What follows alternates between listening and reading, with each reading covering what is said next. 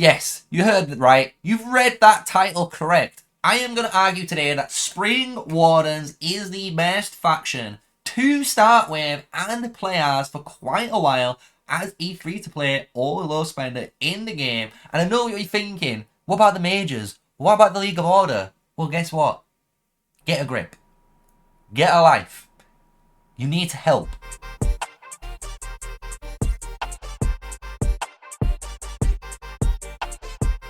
Hello everyone, yes, smash a like, comment and subscribe for more daily videos of me, MrSneakyy, the one and only, and we're here to obviously shake up everyone. Because everyone knows, even including myself, right, and I was technically one of the first ones ever to say picking Spring Wardens as a starter faction is one of the best things you can ever do because you get Guan and you can go down the archer route of the game. Yes, the archers at the start have medium range and it's a little bit of a hard game for you when you're getting targeted, but I promise you that's gonna change, right?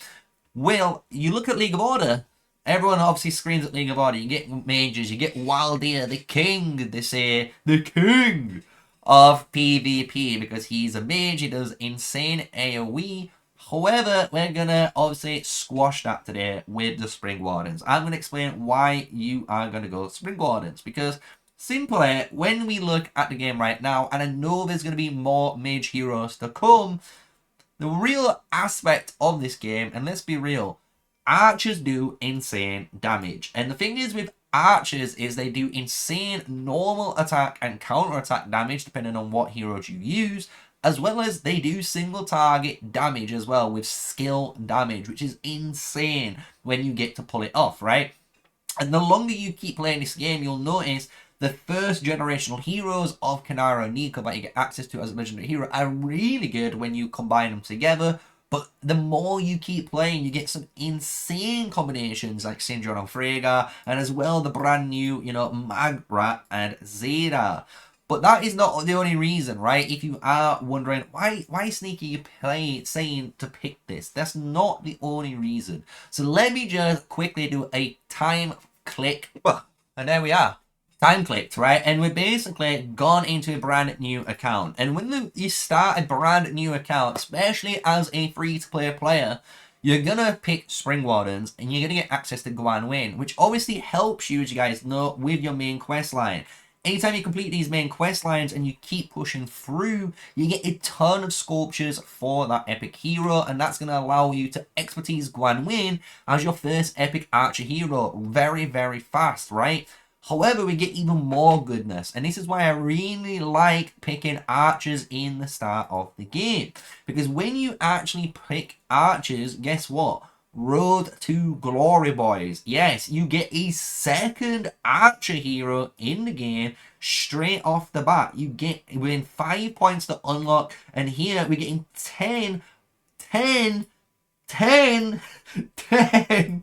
20. So we get 4 skill 1 completion for completing this event, which is amazing to do, right? And even if you don't get the full 90, getting the 70 is insane. Just getting all these free epics in the first week is going to be a massive game changer for you, because a lot of people don't realize Craig is bonkers. Like, Craig is bonkers. When you work on this hero, at first he looks like he doesn't do that much damage because he has 600 damage, then he deals 300 to 2 other enemies, which is true. That's not too much. It's 1200 damage in total. When you comparatively put that to Wildeer, which everyone will, Wildeer will be doing, as you can see, 300 damage, but that's to 3 different targets and it doesn't reduce. So that's 900 damage. That's a lot of damage to pump out, right? Especially when you upgrade this is going to 600 damage, and that means you're going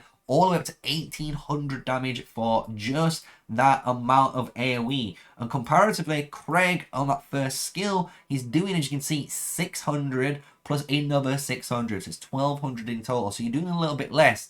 However, when you awaken him, that's when it's the game changer, because you're getting an additional 200 damage on the single target.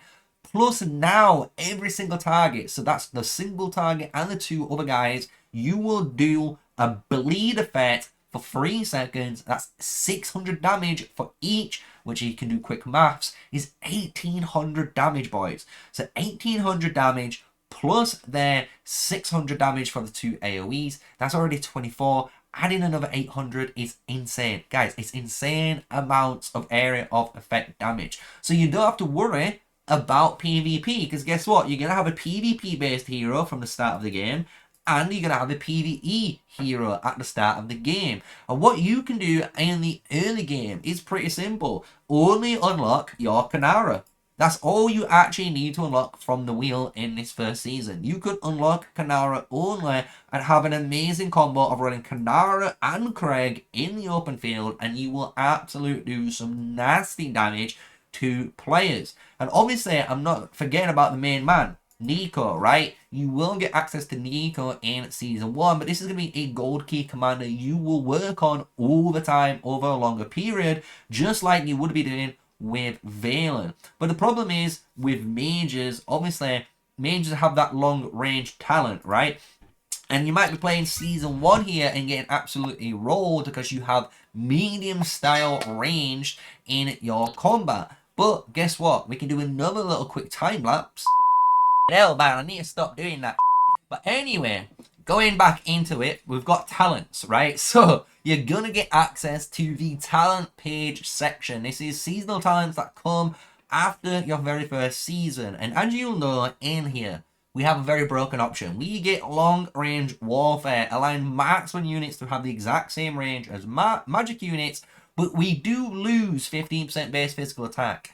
Guys, it doesn't matter. 15% base physical attack, honestly, it does not matter. A lot of the time, it would matter in a bunch of games, because what this actual stat means, if we go to our unit hole here and go into our information, the 341 black text is the base modifier. So if you got 15% of this, and obviously took it off this number, that would be the number that all of your talents, all of your, tech, everything scales off by, right? So you do lose a little bit of damage, I do promise you, but it's not gonna be bad, I'm gonna be honest, because gaining that range allows you as an archer player to obviously be at the same range as mages, and that is perfect because you honestly won't get as targeted as you would done before, right, with the medium range. And the beautiful thing about doing this is with your archers, as you can imagine, every season you're gonna get, I'm not gonna lie, a really good archer pairing. And the beautiful thing is, if you really want to be one of those guys that saves heads or just tries to obviously develop as good as they can, we technically have the most information right now about the archers, right? And as we know, Syndron and Freygar obviously are all-stars in Generational 2.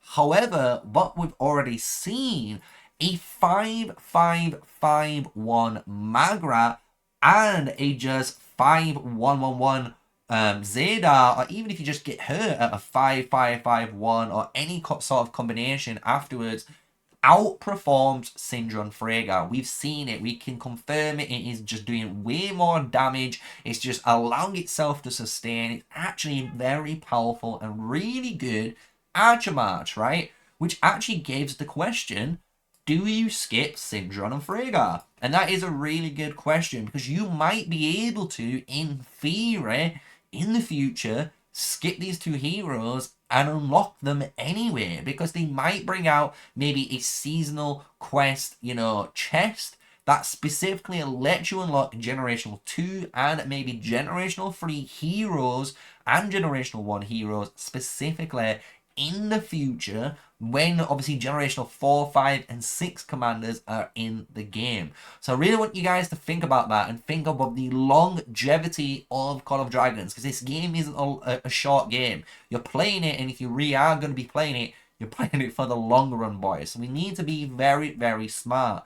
And I hope this video has honestly explained why archers is the go-to and Spring Wardens is the go-to, because the thing is, even when you pick Spring Wardens, the beautiful thing about Spring Wardens as a faction is you get 5% Legion March speed, which is great for all of your marches, and you get 5% elixir production speed, which is allowing you to heal more as well. So again, very good faction bonus stats comparatively to League of Order, where we get the 3% magic defense, and that's it. That's the only thing we care about here. And obviously we do get access to Celestials compared to the Forest Eagles, but you guys know we can run stuff like Fear and Craig with Forest Eagles as a cavalry march. It works because it's physical based damage, which is great. So this is why I'm kind of saying, you know what, archers are going to be the way to go until right now they get nerfed or a mage hero somehow comes out in the game that just decimates a archer, which should never happen, right? That's what's going to be my go-to strat. I think everyone should be playing archers. And the thing is, don't get me wrong, I'm not going to be shit-talking all day about mages. You do need one good mage march. But if you're a free-to-play low spender, I'm just saying, guys, you've got Valen and a Wild Deer. And that's a great march. And then if you wanted to expand on here, we have Fear with Bertrand. And I think those are two mage options that you would be using for a very long time until we see some absolutely insane, maybe generational 3, generational 4 mage heroes, where those ones are the ones that you really want, and you're gonna double up on your generational 1 tokens and generational 2 tokens to max out one specific hero, and then doing the same through your generational 3 and generational 2, right? So I hope you guys have enjoyed this. This has been a really good video. Hopefully I helped you out with swaying you into joining the Archer gang today. Be an Archer player. Stop being mage and stop dying to all the archers out there. And don't get me wrong, some mages do some great damage, but right now it's archer galore, and it must be terrible being a mage player and just getting targeted by 50 players which are all archers and dying literally within a second. Before they even get to cast any skills, they're dead. So that's why it's so insane. So if I've made that argument and you are going to become a Spring Warden player today, thank you. I am going to be saving up my gems, don't you worry, to get myself into the Spring Warden camp as well. And with all of that love, smash a like, comment, and subscribe, guys. Until the next video, stay safe, stay sneaky, and peace out.